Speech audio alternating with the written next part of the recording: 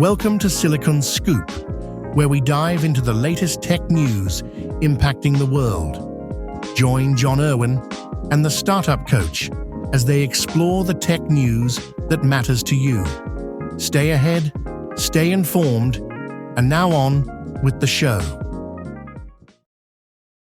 We've spent billions trying to build complex hardware to protect fragile quantum data, but the solution was hiding in our lab equipment the entire time. Researchers just unlocked a 48-dimensional universe inside entangled light, handing us a massive, unhackable alphabet for the next generation of quantum computing. So these hidden dimensions were unlocked in light. Scientists from Wits University and Huzhou University used a standard laboratory techniques to discover highly complex 48-dimensional topological structures inside the orbital angular momentum of entangled photons. That's a mouthful. This breakthrough provides a vast alphabet of stable patterns for encoding quantum data, completely bypassing the need for experimental new hardware. This effectively solves the fragility problem in quantum processing, giving us a robust, noise-proof way to store and transmit data using optical tools we already own. What do you think about this, John? I think this is cool, but let me just set the record straight here. So the photons can exist up to 48 dimensions at once, which form thousands of unique patterns. But that doesn't mean that we live in a 48-dimensional universe. What it means is that quantum light has many more ways to store and process information than expected. So light has a much richer internal structure than we realize. That also blows me away. And it could revolutionize computing and communication. So they actually discovered this as somewhat of a surprise. It was a surprise to them. So the scientists weren't using exotic new equipment. They were studying a standard method used in almost every quantum optics lab. Because there's tons of standard quantum optics labs, right? But no, it's called spontaneous parametric down conversion, or SPDC. So in the process, the photon is split into two entangled photons, and these photons share quantum properties across space, as we know. So what researchers found is that this common process contains hidden topological structures, like you said, which are complex mathematical patterns that had gone unnoticed. So these structures discovered, but what it means is that they're defined by shape and structure rather than exact values. So they are actually robust to noise and disturbances. And it's crucial because quantum systems are extremely fragile, and noise is the biggest barrier to practical quantum computing, as we've talked about. So even though these labs have been generating entangled photons for details, the scientists themselves were only measuring simple properties. So we essentially have been looking at this for years, but didn't know what to look for, if that makes sense, which cool. A lot of discoveries happen by accident, right, Craig? Oh, absolutely. It's the way it goes.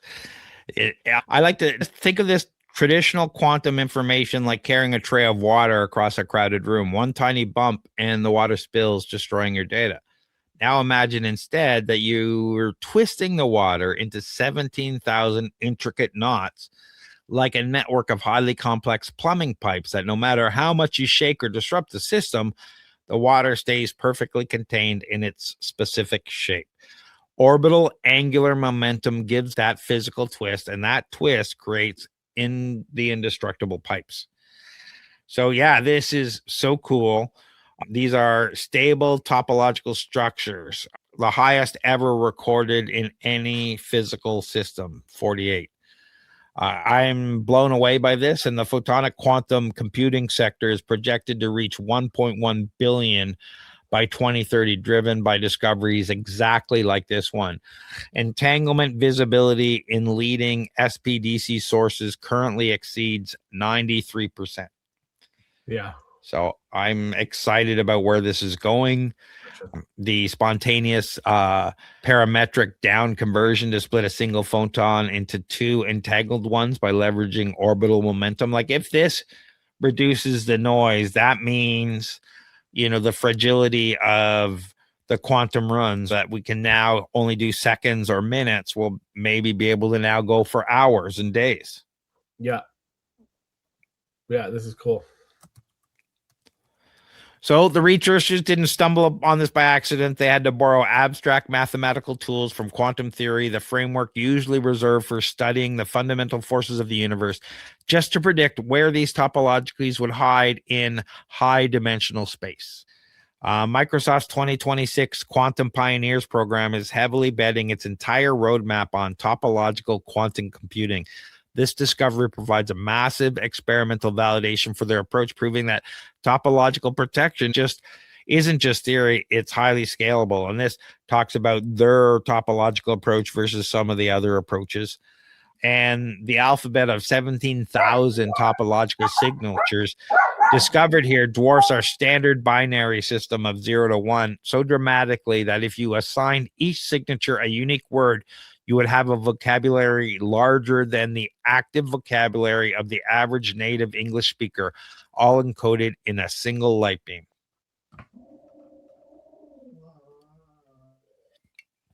So, by giving us a 48-dimensional alphabet that comes basically for free from existing equipment, we took a massive leap toward an unhackable quantum-powered internet. If quantum security scales up and becomes mathematically unbreakable for everyone, how do you think that changes the power dynamic of the web? Drop your theories in the chat. We'd love to hear from you. Tired of drowning in repetitive tasks while your competitors race ahead? Every minute you spend on manual data entry, scheduling, and routine processes is a minute you're not growing your business. Flowgrammer.ca transforms your workflow chaos into seamless automation. We build AI-powered systems that handle your busy work so you can focus on what actually makes you money.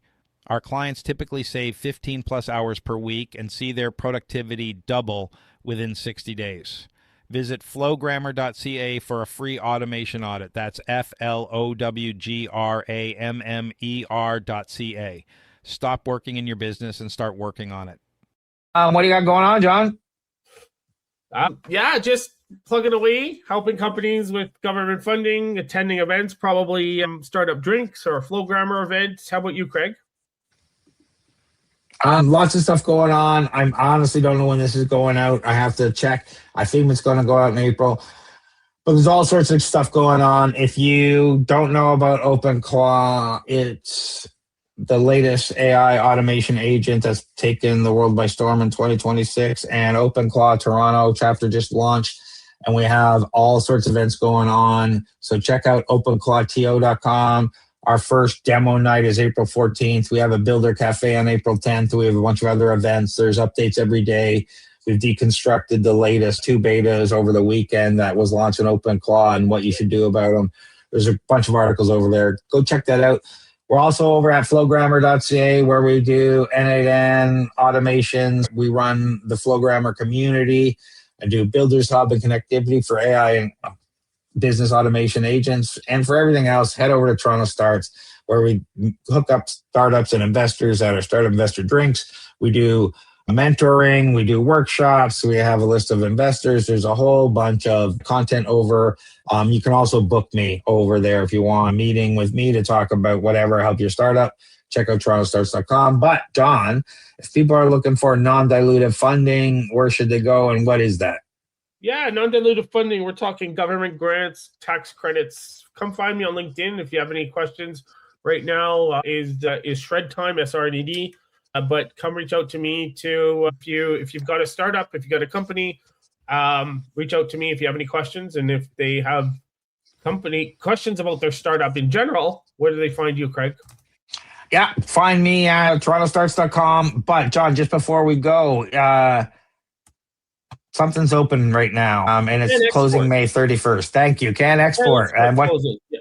So if you have at least 300,000 in revenue in the previous year and you're looking to expand outside of Canada, reach out to me and we can put together, we can talk about an application for Can Export. All the links we talked about will be in the show notes, wherever you're watching this. Thanks for watching, everybody. Leave us a comment, give us a like, give us a subscribe. We really appreciate it. Thanks, everyone. Thanks, everyone. Thanks for tuning in to Silicon Scoop. We hope you enjoyed this episode's dive into the latest tech news. Stay connected with John Irwin and the Startup Coach on LinkedIn and subscribe for more insights and updates. Until next time, stay ahead, stay informed.